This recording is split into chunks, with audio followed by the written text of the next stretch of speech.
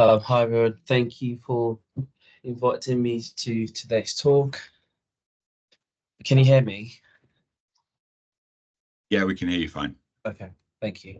So I'm talking about the role of malnutrition in the virulence of biofilms associated with Noma disease. And this is basically a part of my PhD here at King's College. So um, so some people know this Noma, but Noma disease is a ravaging nicotizing periodontal condition, which the risk factors so far based on literature would be poor nutritional status and immunocompromising conditions as well, such as HIV um, and other ones. No, there are 6 stages in Noma. The last 3 would be reversible, while the first 3 are reversible stages. We already know the persons at risk for Noma disease. Most of them would be with children, which the clinical bit of my research focuses on children between the ages of 2 to 12. So was there a case of Noma in London? So published just close by to where I do my research is a 43-year-old man, white male, was reported to the hospital in 2011 with 3 months history of facial soft tissue destruction, and eventually was diagnosed as Noma as well. And so Noma can be sent, it is a periodontal disease. It can always be brought down to bacterial biofilms because all periodontal diseases are caused by biofilms. And these biofilms, they populate the tooth surfaces. And depending on the population of the biofilm, it can be symbiotic, it can be pathogenic as well. So the metabolic and physiological properties of the multi-species biofilm associated with Noma disease is not well has not well been studied. I know a lot of things about Noma have been studied, but my focus is about the microbiology of it, the genomics, the molecular biology aspect of Noma, and how that information we get from that translates to what we already know in epidemiology and public health. So there are 2 things that I'll be my talk is mostly going back and forth: the virulence factors as well as the host factors. The virulence factors talks about the biofilm, the bacteria, and what makes them able to act as pathogens. And in this case, the ability for bacteria to form biofilm is a factor on its own, a virulence factor. And the other ones as well. The other ones include ability to secrete cytokines, chemokines, dissemination to the blood streams, and other things. It being able to be systemic instead of just a localized infection. Those are what we would call virulence factors for the bacteria that would turn a regular symbiote in the mouth to make it more evasive and more destructive of soft tissue. And regarding the host as well, we have host factors. So this is more related to the human person. What in the area of immunosuppression, as well as nutrition, what is it that they are doing that's causing them to be more susceptible to the infection from the pathogens? So this paper was published by Iwanu in 2009, and it shows the level of cytokines in some Noma patients compared to urban control as well as the village control. And I've highlighted IL is interleukin 12 and IFN as well. Those are the 2 most astounding figures for me in microbiology. And this figure shows that Noma is characteristic of innate immunity malfunction. It's not really adaptive. I would say from this data, is more innate immunity malfunction, and that suggests therefore that when we talk about like innate immunity, the inflammatory mechanism that makes up the innate immunity is strongly influenced by nutrition, which has become the source of the driving force for the rest of this talk. That a lot of innate immunity is strongly influenced by the host factor of nutrition. And also another paper on Noma shows the confounding effect of nutrition. So this shows the level of amino acids, the essential and non-essential ones in Noma patients compared to controls. You can see that I've highlighted the red ones. There are 5 essential amino acids which are very low in Noma patients. 2 of them are non-essential, arginine and tyrosine. And then you have aspartic acid and serine, which are non-essential amino acids, but they're still reported low in Noma patients. So just going back and forth with these 2 ideas brings the rationale that investigating the effect of nutritional treatment on the virulence factors, so the effect of the host on the what is literally the tipping point at what is the host factor, or what are the host factors that can cause a tipping point to cause a very symbiotic bacteria to become dysbiotic or to become pathogenic. So what host factors would drive the most virulent factors? And that can give us an insight on the pathogenesis of Noma. So to assess this is in 3 phases. The first one was to review all the studies of Noma, which talk about the microbiology or the molecular biology of Noma, and also the second one would be to investigate the role of host factors on the Noma associated bacterial biofilms. So after the first stage, I would then try to reduce Noma, which is in fact is a complex situation. But because I do a wet lab, I'm trying to reduce this multifactorial condition into a biofilm or a simulation that can be carried out in the lab, so that we can be able to predict the effect of host factors on these bacterial biofilms. And the last bit would be to describe the metagenome of Noma disease. This last bit is actually the my main focus of my PhD, which is more clinical. The first 2 are non-clinical research works. For the first one, I have performed a systematic review already, and we published that some time ago, of all the studies that focus specifically on the microbiology or the molecular biology of Noma disease, either it is by cysteine S or by microarray or by whole genome sequencing. That was the first bit. So we published it, and you can scan the QR code to find the paper online. The result shows that quite not a lot of samples that have actually been used for Noma etiological studies so far. And the review highlighted, so from the review, we highlighted 3 species that are key putative pathogens. They are not singular infective or organisms that would say this causes this. The way you would say Plasmodium falciparum causes malaria. It's not. It's more about like a dysbiotic condition. So it highlighted Treponema denticola, Prevotella intermedia, and it also highlighted Fusobacterium nucleatum, and these 3 from the papers we've reviewed showed would promote the dysbiotic shift from regular gingivitis to Noma disease.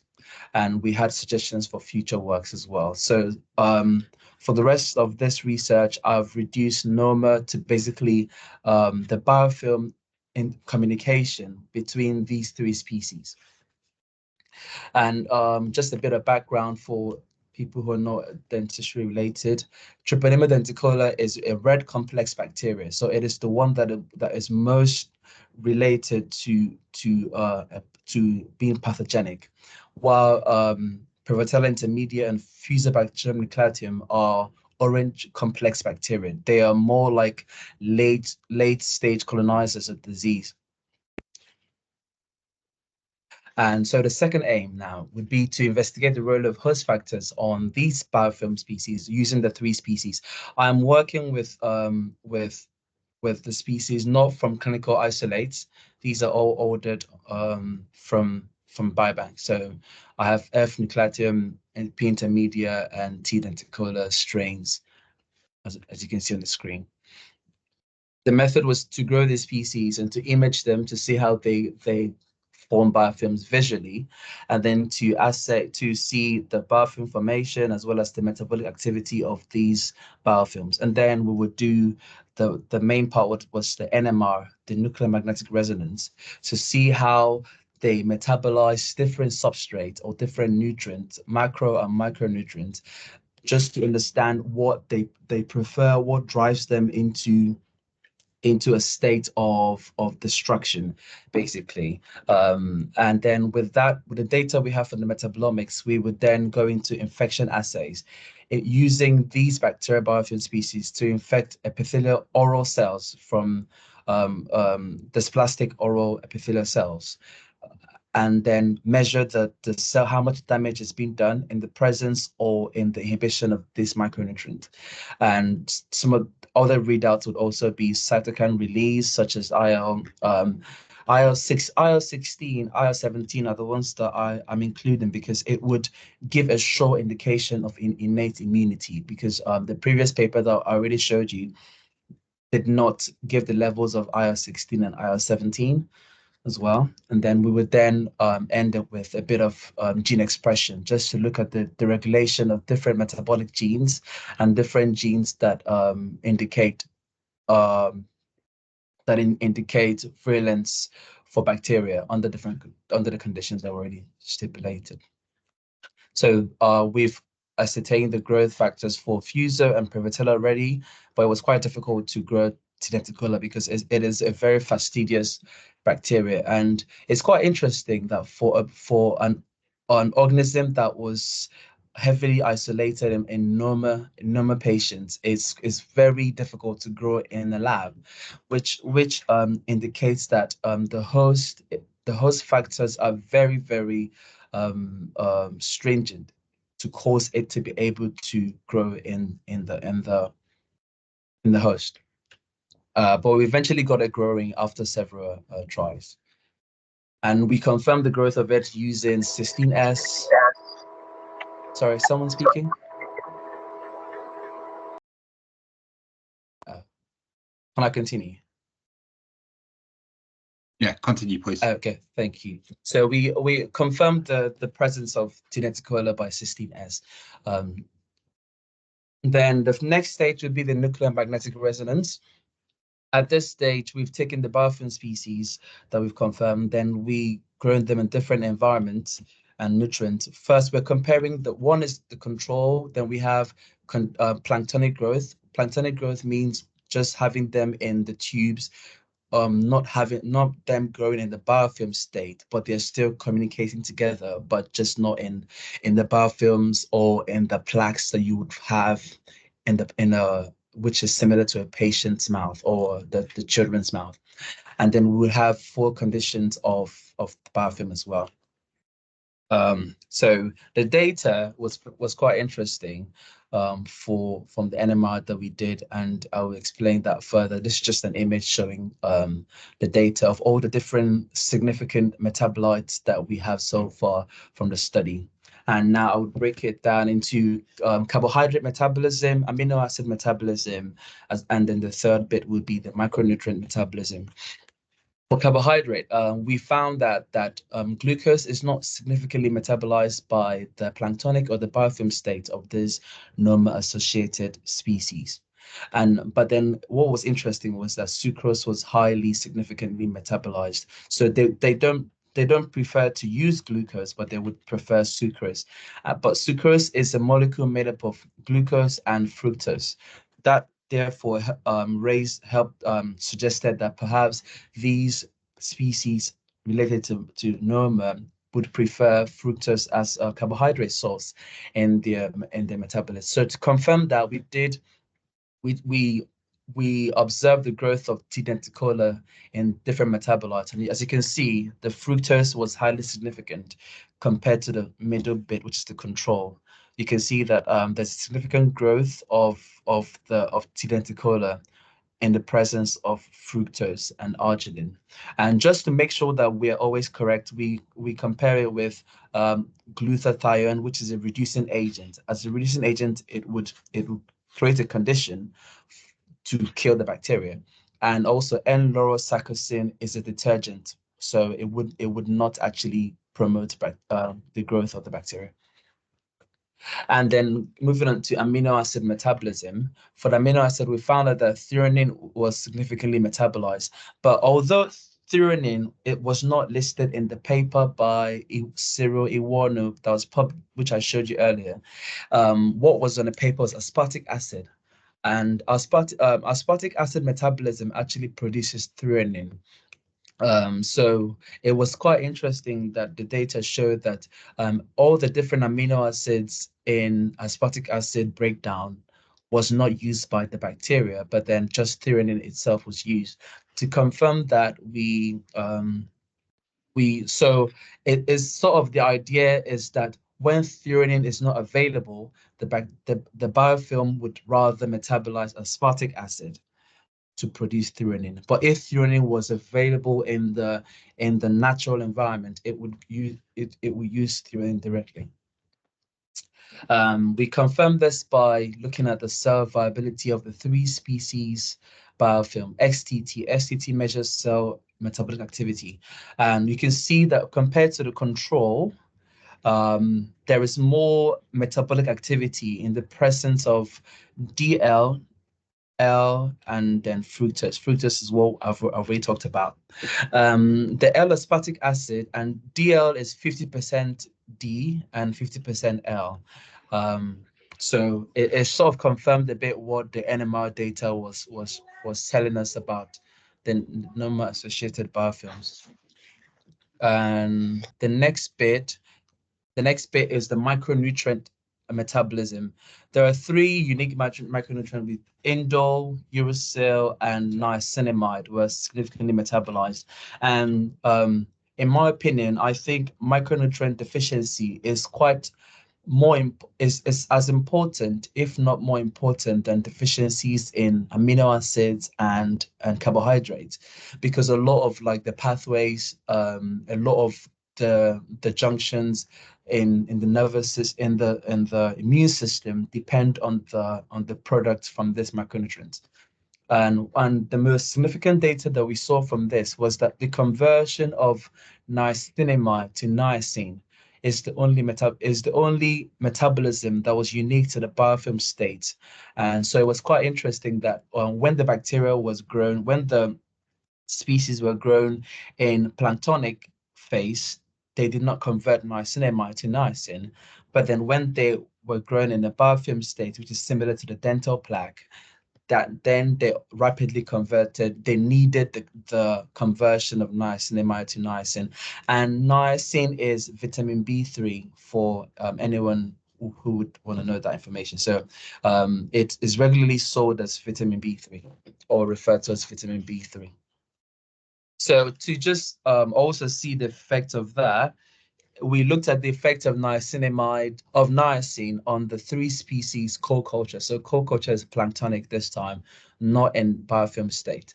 And the middle bit, which is 0.0005, that is the reference range in healthy humans. So a healthy person would have 0.005 grams per liter in their blood. And it showed that whether we added more niacin or less niacin, there was no difference to the growth of the 3 species, which is what we expected.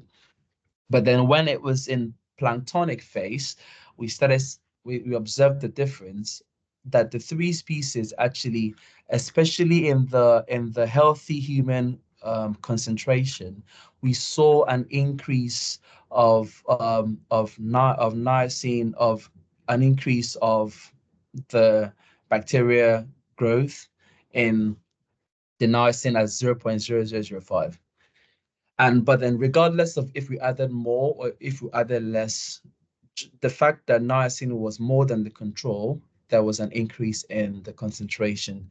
But then you can see this 0.005 being lower showed that the toxicity could have accounted for the death of some of the biofilms. So that sort of encouraged us to keep working with niacin at the moment, and the current phase of this part of the study is now infection, where we are trying to infect human epithelial cells from the gums, from the cheeks, infect these human cells with the biofilms, and to see whether the biofilms would do more damage in the presence of niacin, threonine, and all the other significant metabolites that we've identified from the NMR. And so some imaging. So this is what the biofilm looks like from a zoomed out phase. But it's quite interesting that it goes deeper. There's a bit of like community organization of the structures, and all the three species are clearly seen. Dineticola, Fusa, and Privotella are clearly seen. You can see, for example, this image shows the spiral one, the longer ones, that is Dineticola.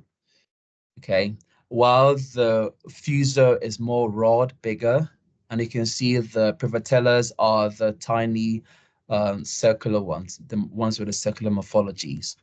So that sort of confirmed that these three species do form a morphology in the biofilm state as well, which enables them to communicate together, whether it involves invasion or whether it involves nutrient acquisition. Yeah, this is just more images of it.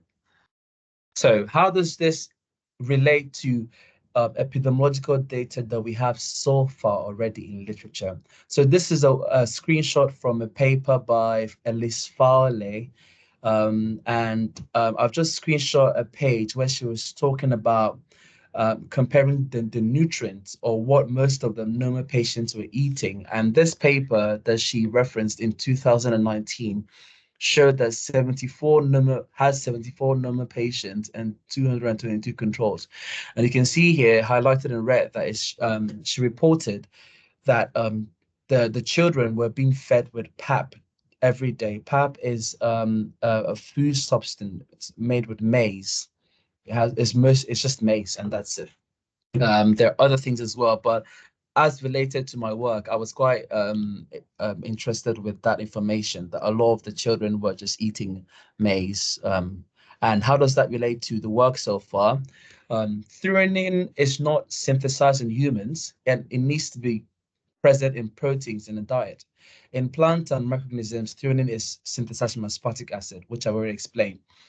But then more importantly, the niacin deficiency is rarely seen in developed countries. It is more typically associated with poverty, malnutrition, or malnutrition secondary to chronic alcoholism, which might explain why some people in developed countries like the London case I referred to might get Noma.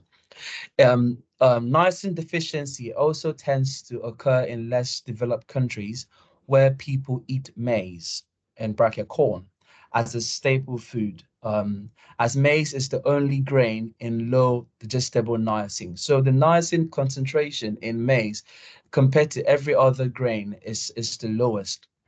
But then countries like Mexico, a cooking technique called nixtamalization, which is pre-treating with alkaline ingredients, increases the bioavailability of niacin during maize meals and flour production.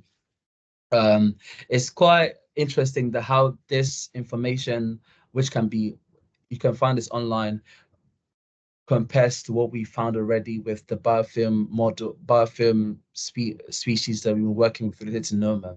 And it's more like perhaps this could be a look into what if niacin deficiency drives the bacterial complex biofilm species from a state of being very senescent, being harmless, symbiotic, to the state of trying to acquire nutrients because they find themselves in a nutrient deficient environment. This is what we found so far, but we would continue the research with more the infection studies that I talked about.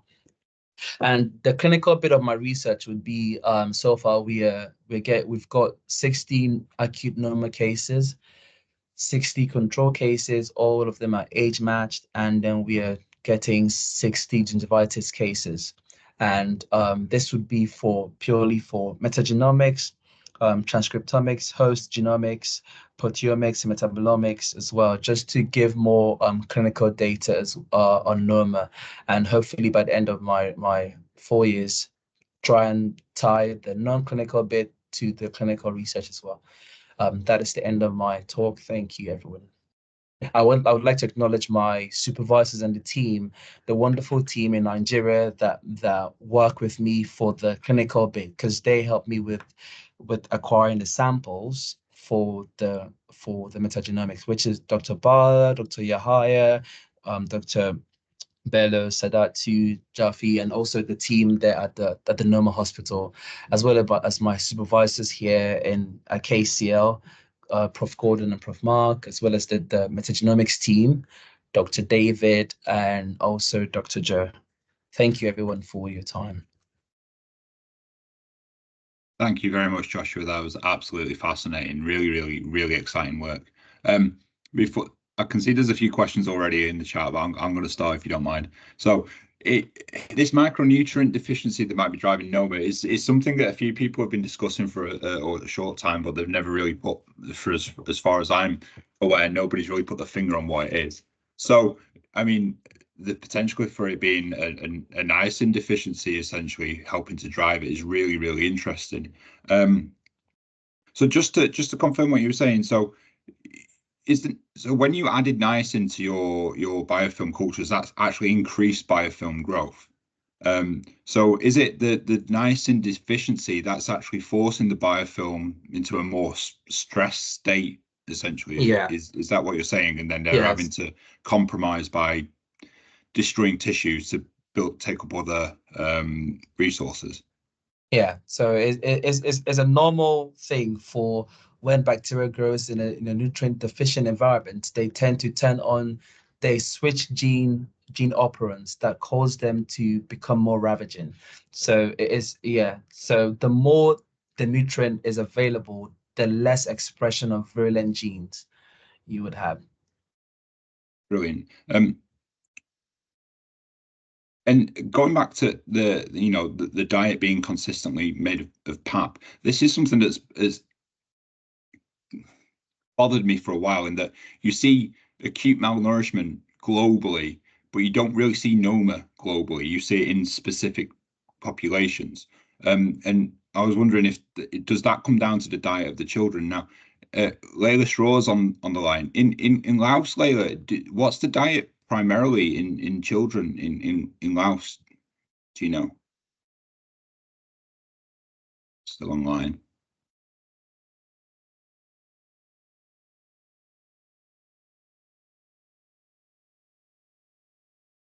Maybe she can put the answer in the chat if she gets a chance. Okay, so let's go to the chats. Okay.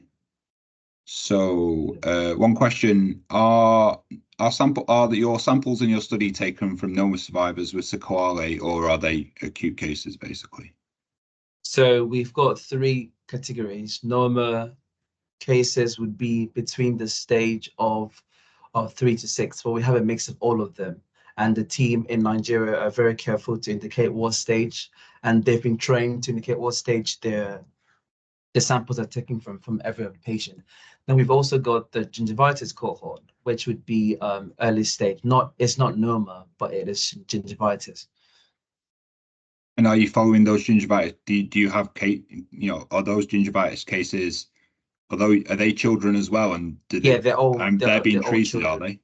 Yeah, so we've got the partnership with the health center, where because the gingivitis cases don't come to the hospital, they go to the regular clinics. So they come for treatment, but before they receive treatment, we normally get the samples just to prevent bias.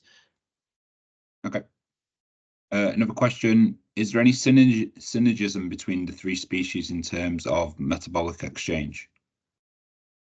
That would be the next part of the infection assay, gene expression. So the only way to understand that in depth would be to do a lot of qPCR, which is gene expression, to monitor the level of genes to see how the presence of these three species and the treatments as well influences the genes for virulence, and how if these genes are replicated in all the three organisms that we are working with. If anybody else has got any questions, please feel free to put your hand up or put a question in the chat. I've got loads of questions. The case report in London, was that person immunocompromised? Do you know? Yes. So the case in London, he was immunocompromised. He's HIV positive. Okay. And so switching track completely, going back to your EM images, which were brilliant, by the way, they're absolutely beautiful to look at. It appeared to me, just by eyeballing it, that fuso looks dominant within the biofilm. Is it within the biofilm? Is it an equal split ratio, or is one of the organisms more dominant than the others? So fuso is a less. If you look at Sokransky's model, with that fuso being there, there is no privotella as well as lenticulars unable to bind to form layers. So it was quite expected that fuso would be the dominant species as well. Okay. Has anybody got any other questions? I can see Marta is typing in the chat furiously. While I'm waiting for that to come through, the treponema. So you used the denticular, the ATC strain. Is there much? What's the genetic diversity like in denticular? Is it? There isn't much genetic diversity, but I would have to find out when I get the clinical strains from Noma patients, and I try and see if the same results can be observed from patient strains.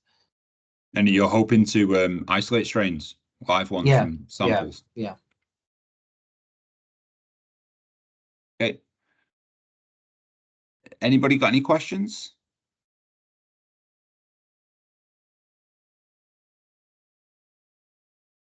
So a question from Marta: how biased can samples taken from fresh Noma in terms of getting the actual causing pathogen and not others? So can you see that question in the chat? Yeah. Yeah, so there is the possibility of bias, which is what we talked about in the review that we made. Is very possible, but having a gingivitis cohort as well for patients who have late stage gingivitis with bleeding gums, but they do not have Noma, that sort of gives the ability to, with bioinformatic tools, to be able to level that up, and with whole genome sequencing, you sort of get you can compare the data sets we have to data set for oral, for like soil samples, regular samples from different places, to know what to clean out as non-pathogenic or not as late stage colonizers. Thanks. So there is another question coming in, I think.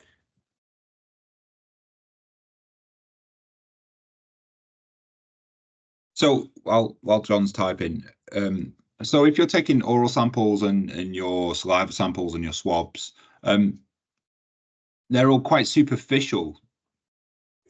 Do you think so? We're thinking maybe perhaps the bacteria penetrating into the tissues, obviously, to cause the necrosis. Are you looking at taking any debrided tissue samples? We're taking blood samples just for systemic, just to see any systemic relation to it. But because we work in a center where we've reduced Noma itself to a periodontal condition, the most important ones would be the plaque sample as well as the serum samples. Saliva and mucosal swab would give an idea, but we don't think that would be the need for the tissue at the moment. Okay. So there's a question from John there in the chat. As dental students, we talk a lot about the red complex and other periodontal bacteria. How different is the biofilm in Noma patients versus patients with advanced periodontal disease? Are they different, or is the difference in the immunocompromised nature of the patients? That's a very good question. Thank you. What we found interesting was that for patients with just regular advanced periodontal disease, there is the high prevalence of Prophomonas gingivalis, which is the main which is the main cause of periodontal disease. But then, interestingly, Noma patients do not report high levels of P. gingivalis, because there are only three red complex bacteria, P. gingivalis, T. lenticola, and Turnella forsythia. Out of these three, most of the periodontal patients that we get at the hospital here would have P. gingivalis. But then the Noma patients from the developing countries that we see are reporting high levels of T. lenticola as compared to P. gingivalis. Brilliant. Okay, we've got a couple of hands up. So, Latifa, do you want to ask your question? Yeah, thank you. I want to know if there's any systemic diseases associated with the Noma disease. Of course, I'm thinking about malaria or HIV background. Yeah, there are quite a lot of them. I think the Scorpion review by Ellis Farley can give you more information for every single disease that has been compared to the patients already. But from my slides, malaria, HIV, measles, kwashiorkor, even poor oral hygiene can be related to have been co-contaminant with Noma. Yeah, I'm thinking that make really epidemiology and the comprehension of the disease so complex. We have so many factors associated, and I'm thinking about the immune suppression, due to malnutrition or other diseases. And I'm thinking about HIV and immune suppression disease with deficiencies. Do you have an idea about the kind of nutrients deficiencies? For HIV? Yeah, for HIV and even for deficiencies in nutrients, is there any vitamin D, C, E deficiencies? What kind of malnutrition? Yeah. The most nutrition deficiency reported, I'm going back to the papers related to Noma, would be zinc and iron deficiency. This would be, and also ascorbic acid, vitamin C as well. So these are already published online, and you can have access to that.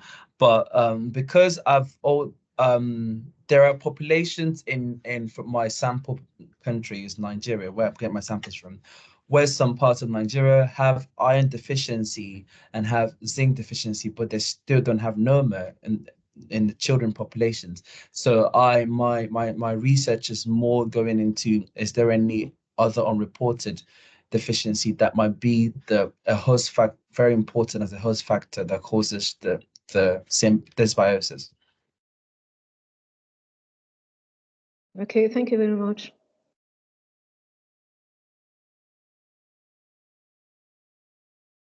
I was muted again, sorry. So we've got time for one more question. Dr. Promise, do you want to ask your question, please? Yes, yeah, thank you very much, Dr. Ainsworth, and thank you very much, Joshua, for your awesome presentation.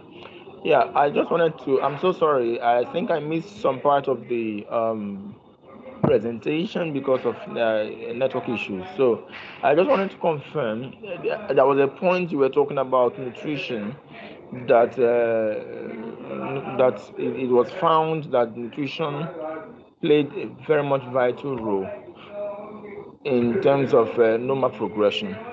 So is there by any chance you studied, you figured out that during the progress of the treatment, what does the role of nutrition have to play? Let me put the question like this: during the course of the treatment and pre-treatment and during the treatment, before the treatment, during the treatment and post-treatment, and what are the main nutrition that should be focused on? I don't know if you got the question. Yeah, I did get the question. But it's quite. So going back to my presentation, I gave the data already known in Noma, which showed that Noma is characteristic of innate immune malfunction instead of adaptive. And based on literature, we know that a lot of the inflammatory mechanism in innate immune malfunction is heavily and strongly driven by malnutrition.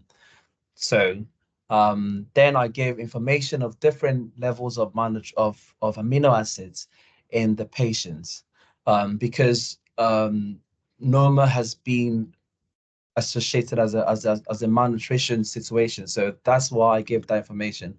But then I went ahead to also give information to reduce my Noma to the state of a biofilm, and then to see how that biofilm metabolizes different nutrients in different environments using NMR. And NMR, the technique gives you how different bacteria metabolize different nutrients. So it was from that data that we got the most significant nutrients to work with.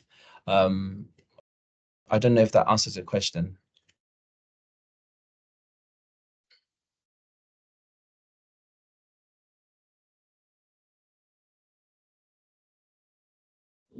Thank you very much. Thank you so very much.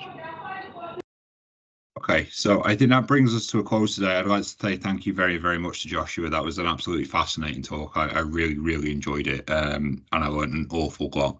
And I'm really looking forward to your research being published in the near future, and all the best for your PhD studies. So just like everybody, say thank you to Joshua. And I will email you, Joshua, with some follow-up questions. Our next webinar is going to be at the end of May, and our speaker is Dr. Ryan Winters, and he is a surgeon from MSF, and he'll be talking about his work there. Okay, so thank you very much once again, Joshua. I'll speak to you soon. Thank you. Thank you, everyone. Thank you, everybody, and sorry for the problems we had at the beginning. Thank you. Thanks.